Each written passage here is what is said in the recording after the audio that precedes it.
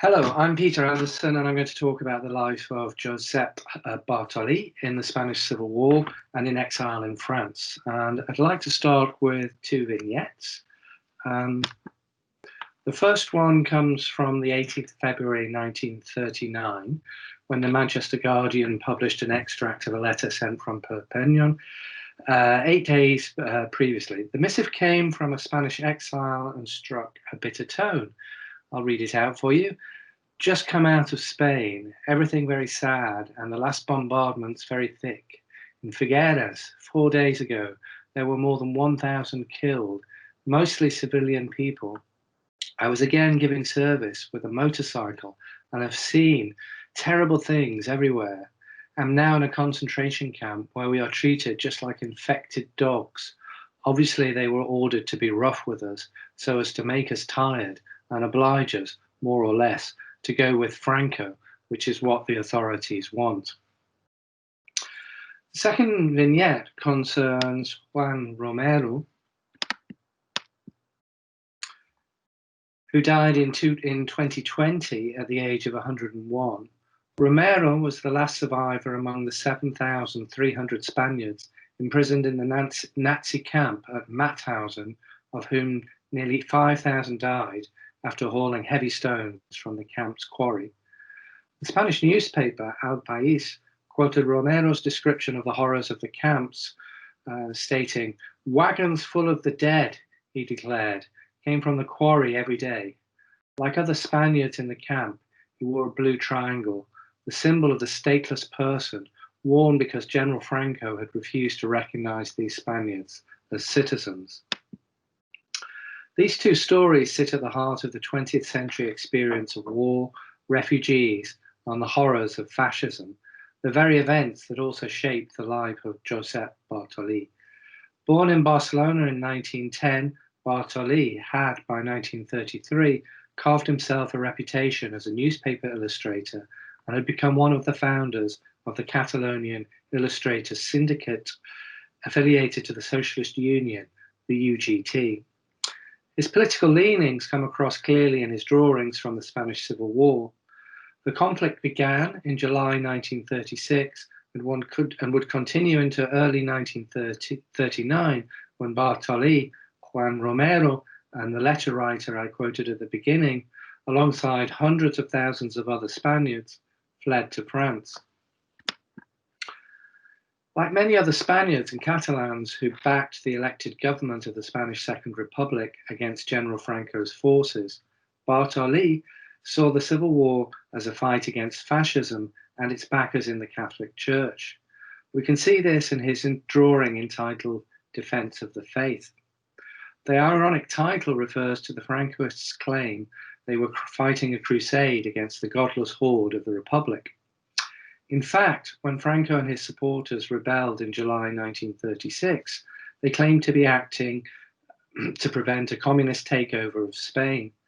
Over the summer and autumn of 1936, they changed tacks, as in areas that had remained loyal to the government, around 6,800 members of the clergy were murdered by armed groups which had come to the fore after the military revolt led to the implosion of government policing services. Now the Francoists, with the full backing of most bishops, labelled the Civil War as a struggle in defence of the faith. Bartoli clearly sees matters in another light. In his drawing, priests have turned churches into fortresses, which they use to wage war on government supporters, as we see with the dead civilian on the steps, which we can see just here. So they wage war on government supporters with the support of the army. Note the soldier lying next to the priest. You can see the priest here. On the bottom right-hand corner of the photograph, we can see the symbol of the Falange. That's here. The Spanish fascist-leaning party. There is little evidence that priests fired on civilians from churches, but the drawing certainly acts as a metaphor. Clearly for Bartoli, the Civil War represented the struggle against the domestic forces of reaction and oppression. Bartoli did not just see the Spanish conflict in its domestic context. Instead, he felt Spain had also become immersed in an international struggle against reaction and fascism that left the Republic both isolated and vulnerable. We can see this in his drawing, the Non-Intervention Committee. The International Non-Intervention was born in August 1936 to British and French parents. The British worried that the Spanish conflict could spread to other European countries and undermine UK efforts to appease Hitler and keep him from developing close relations with Mussolini. The French government struggled with a more complicated set of considerations. On the one hand, France had a Popular Front government that brought together socialists and republicans, rather like its sister Popular Front government in Spain. Léon Blum, the French prime minister and a socialist, wanted to help Spain, but he feared growing hostility on the French right and in the French armed forces. These groups often saw Spain as a hotbed of revolution that could spread to France. Blum further feared that the British would abandon him if he did not collaborate with them in trying to contain the war. Accordingly, he proposed a non-intervention agreement to the British, who quickly accepted. 26 countries soon signed up, including Italy, Germany, and the Soviet Union. The Nazis and Mussolini ignored the agreement and sent weapons and troops, which swung the civil war for Franco. The British, meanwhile, turned a blind eye to these violations, content to see the conflict contained in Spain and unwilling, in the main, to confront the fascist powers. Only the Soviet Union made a major effort to save the Second Republic, and from September 1936, largely in response to German and Italian intervention, sent weapons, advisors, and international brigades to help the government, but never in enough numbers to make a decisive difference. As we can see in the drawing, the notion of international betrayal burned in Bartoli's mind. As the war developed, Bartoli grew ever more fearful and indignant at both domestic and international fascism, which he viewed as repugnantly violent. His drawing, Roja, or Red Woman, expresses this disgust vividly. It appears as an indictment of oppression in Nazi camps, but it also speaks to the repression carried out by the Franco regime, which drove hundreds of thousands of Spaniards to choose life in exile rather than risk the dangers of living under Franco. From July 1936, the rebels began murdering thousands of political opponents. In areas they seized at the start of the Civil War, they hunted down trade unionists, members of centre and left-wing political parties, progressive teachers, and others they feared could stymie their revolt. Eventually, they murdered over 150,000 people. In the south of Spain, in areas under General Diego de Llano, 47,000 people lost their lives. Hundreds of thousands of others were imprisoned or forced into labor. Many government supporters also suffered the confiscation of their property, and in some cases, people were forced to auction even their underwear to pay fines imposed for political activity. Women frequently suffered particular forms of discrimination designed to humiliate them. Their heads were shaved, they were paraded through streets after being given laxatives, and in symbols of purification, were forced to clean churches and other public buildings. Both domestic and international fascism became engraved in Bartoli's mind as murderous. We can see this in the case of Nazi and Italian planes, which began to bomb ordinary civilians in Spain. The Nazis infamously sent the Condor Legion to Spain, made up of 119 planes and 12 anti-aircraft batteries. The Italians also sent 377 CR-32 combat planes and a number of bombers. Infamously, the Germans and Italians attacked Guernica in April 1937, as immortalized by Pablo Picasso's masterpiece, named after the Basque town. But the Italians and Germans also attacked Barcelona, and between February 1937 and January 1939, the city suffered 60 raids, with 2,750 people killed, 7,000 injured, and 6,000 buildings partially or totally destroyed. That's in Barcelona, Bartoli's hometown or city. Herbert L. Matthews, writing for the New York Times, described the raids as, quote, surely the most savage and most ruthless punishment any modern city has taken, end quote. In late January 1939, Franco's forces approached Barcelona, and hundreds of thousands of people began to flee towards the border with France, fearing the Francoist violence both on and behind the lines. Nancy Johnson was one of them, an English woman who had set up a hotel in Tossa del Mar to the north of Barcelona. And during the war, she turned this hotel into a home for children. As the Francoists approached, she evacuated the children in a lorry and described kilometers and kilometers of people and traffic jamming the roads. All around her stood carnage, as if an earthquake had hit. Exhausted refugees had opened their suitcases and tipped their belongings on the ground in an effort to lighten the load. The roadside lay littered with abandoned cars and dead mules and the charred remains of vehicles. The weather proved a terrible enemy too, with the Washington Post reporting on the 31st of January 1939 that 1,500 refugees were stranded on the Col de Tossas mountain pass, where 20 inches of snow had fallen, with border guards finding many refugees frozen to death. Enemy aircraft proved to be the biggest enemy of all. On the 3rd of February, women and children evacuating across the border were injured by bombs and others hit by machine gun fire. In one lorry, 17 children died after the vehicle was strapped with machine guns from the air. Despite the dangers, the numbers crossing the border were staggering, and on the 6th of February alone, 100,000 refugees flowed into France. Many had waited for days to cross the border. By the 9th of February, the number had grown to 200,000. In some places, the streams of refugees had reached 50 kilometers in length. Despite the terrible suffering, the French government proved far from sympathetic. Right-wing feeling had hardened, and refugees were regarded as an economic burden who brought with them the putative dangers of disease, political unrest, and the threat that Spanish workers could undercut French wages. One journalist called for France to be protected from the plague of the Marxist army that he claimed was threatening to invade the country. There was also a strong desire to curry favor with Franco and not to antagonize him by harboring refugees whose request for sanctuary served as an indictment of the brutality of his regime. The French were particularly thinking that they didn't want Franco as an ally with the Nazis against them in a coming war. This led to a deal with Franco at the end of the Civil War, in which the French undertook to return weapons, money, and exiles to Spain. That's weapons, money, and exiles that had crossed the border at the end of the Civil War.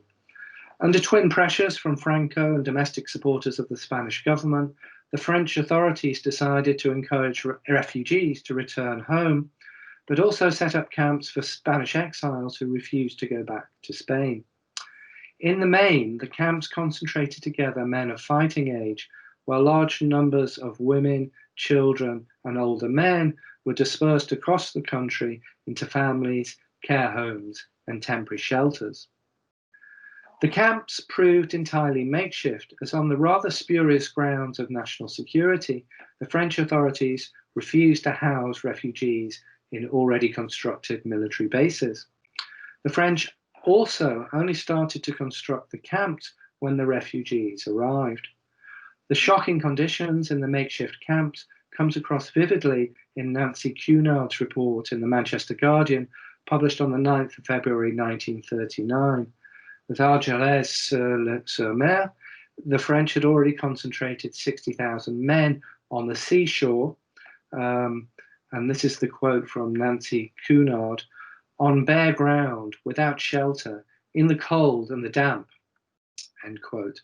A few men had endeavored to create their own shelters using pine branches and strips of cloth.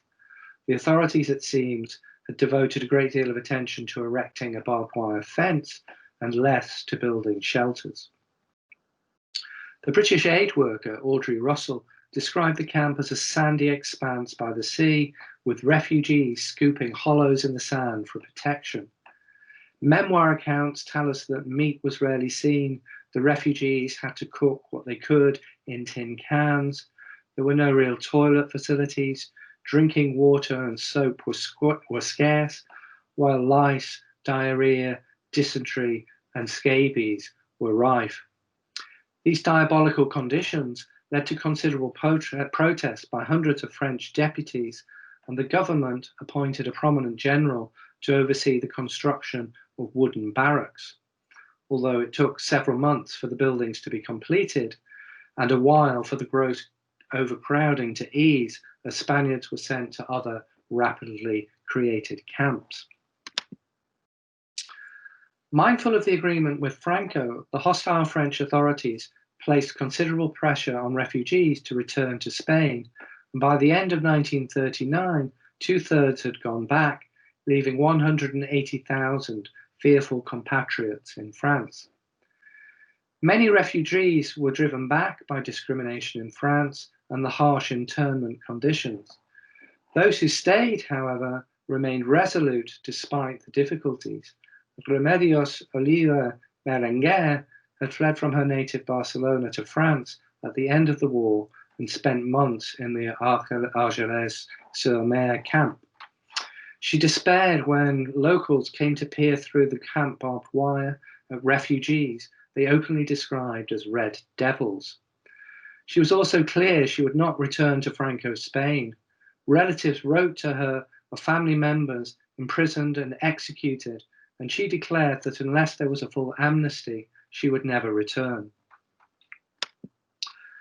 The exiled Spanish government and its supporters managed to overcome considerable obstacles between 1939 and 1940 to take Spanish refugees from France to Latin America. A prime difficulty lay in chartering ships during the Second World War. Despite this, 15,000 left France, many to countries such as Mexico, Venezuela. Almost all belonged to an elite of party officials and intellectuals, which is why we should not be surprised that the union leader and artist Bartoli managed to make it out of France. The mass of ordinary workers were left behind. Stranded in their barracks in the camps, many turned to education and art for solace.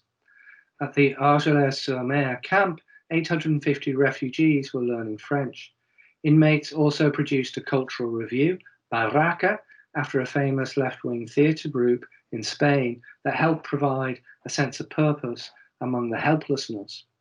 Prisoners also celebrated major events such as International Workers' Day. Initially, no Spanish refugee enjoyed the right to work. The threat of war with Germany, however, led to growing labour demands, which the French authorities felt Spaniards could help satisfy. In April 1939, stateless males in France became liable to work in foreign labour companies used for fortification and public works programs and placed under military command. The refugees received no wages beyond a small daily allowance. Up to 52,000 Spaniards became involved, 12,000 of them working on the Maginot Line. Men could also enroll in the French army, but most Spaniards preferred to work in labour companies rather than come under French command. Former professionals, such as teachers and doctors and lawyers, found themselves performing hard labour, and many workers found themselves sleeping in barns and eating poor food. Those who kicked up a fuss could be interned once more. Refugees unable to work faced less favourable treatment, and in February 1940, prefects were ordered to repatriate all children with relatives in Spain and orphans whose lives would not be at risk in Spain. The sick and disabled whose lives would not be at risk in Spain were also ordered to return, although of course it was very difficult to determine whose life was safe and whose life was in danger. When the Germans invaded France in May 1940, 100,000 Spaniards remained in the country. The Vichy regime also set up foreign labour camps, and the vast majority of its 40,000 workers hailed from the ranks of the Spanish refugees. Many of them worked in forestry or mining or agriculture. At least 25,000 Spanish refugees also worked for the organization TOT, or the TOT organization, the Nazi group that was building defenses, and particularly the Atlantic defenses, the Atlantic War in occupied France. The historian David Wingate Pike estimates that of the 4,000 Spaniards sent to the Channel Islands to work, only 59 survived. Many Spaniards also ended up in Germany. The Franco regime had no wish to allow large numbers of highly politicized men back into the country, and the Vichy authorities did not try to protect left-wing Spanish men who technically didn't form part of the French army. This left the Spaniards both stateless and without the status of prisoners of war. As far as the Nazis were concerned, the Spanish refugees also stood out as political enemies, and so the Germans sent many of them to concentration camps such as Mauthausen, where, as we've seen, Juan Romero ended up.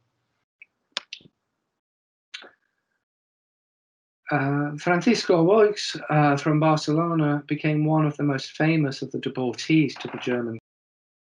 Before the Civil War, he took photographs for youth magazines. He entered France on the 5th of February 1939 with the Spanish army and was placed in a concentration camp. He was then sent to work on the Maginot Line before the Germans captured him and eventually sent him to Mauthausen. The SS employed him in their photographic development room, from where he stole film, which he used to take photographs of each person that arrived in the camp. He also captured images of people killed by the Nazis.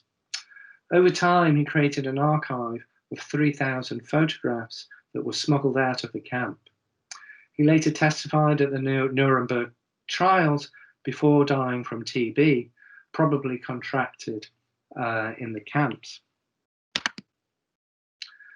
Spaniards in France in the labor companies began to flood into the French resistance.